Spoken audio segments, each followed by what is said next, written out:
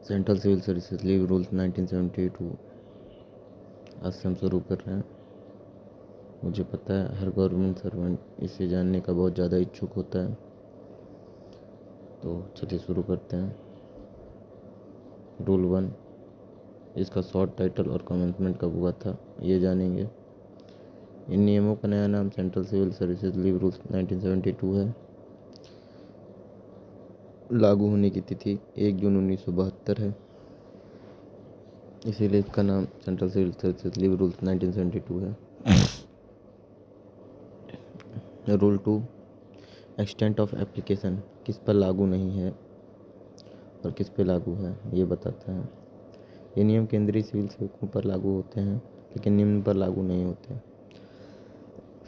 Railway servants, casual daily rated part time कर्मचारी, contingency से भुगतान पाने वाले, इंडस्ट्रियल इस्टेब्लिशमेंट्स के वर्कमैन, वर्क चार्ट कर्मचारी, all India services, IAS, IPS, IFS के कर्मचारी, विदेश में लोकली रिक्रूटेड कर्मचारी, कॉन्ट्रैक्ट कर्मचारी जब तक कॉन्ट्रैक्ट में न लिखा हो, जिन पर विशेष कानून संविधान लागू हो, जिन पर FR एंड SR या CSR लागू हो, स्टेट गवर्नमेंट से डेपुटेशन पर आए कर्मचारी, लिमिटेड ड्यूरेशन, इन पर लागू नहीं होते हैं और बाकी सभी केंद्रीय कर्मचारियों पर लागू होते हैं।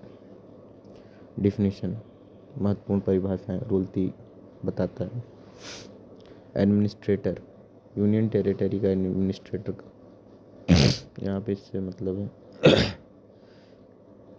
Audit officer, accounts and audit officer, competent authority, first schedule में दी गई leave sanctioning authority,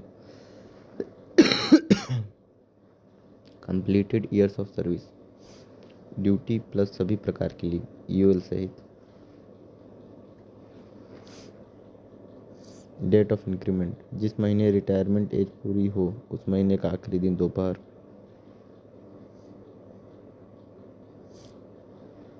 department of CG, सभी ministries plus PMO, cabinet secretariat आदि, डिसेबिलिटी, RPWD एक्ट 2016 के अनुसार, फॉरेन सर्विस, CFI से बाहर के स्रोत से वेतन,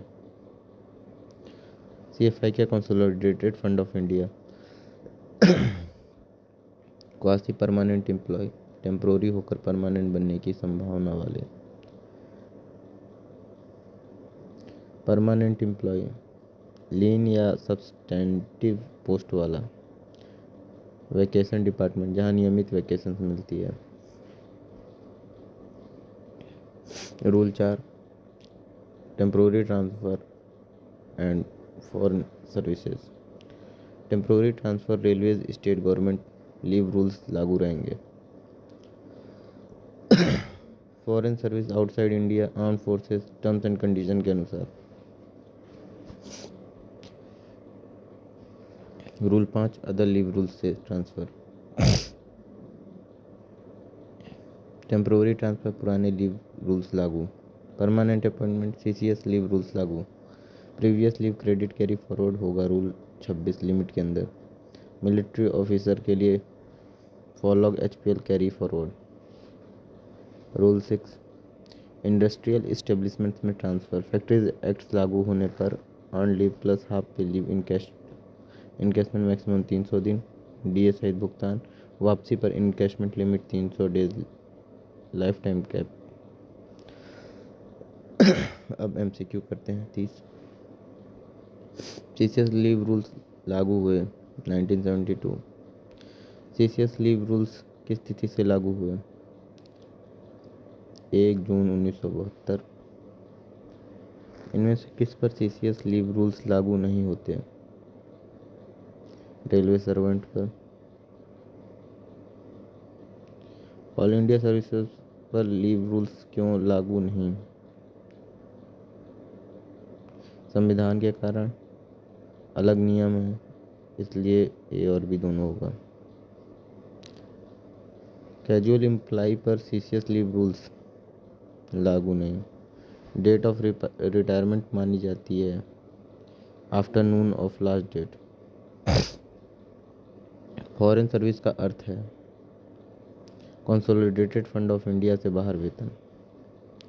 कंप्लीटेड ईयर्स ऑफ सर्विस में शामिल है duty plus leave, duty plus UL. Audit officer कौन होता है? Accounts and audit officer. Vacation department का उदाहरण स्कूल कॉलेजेस।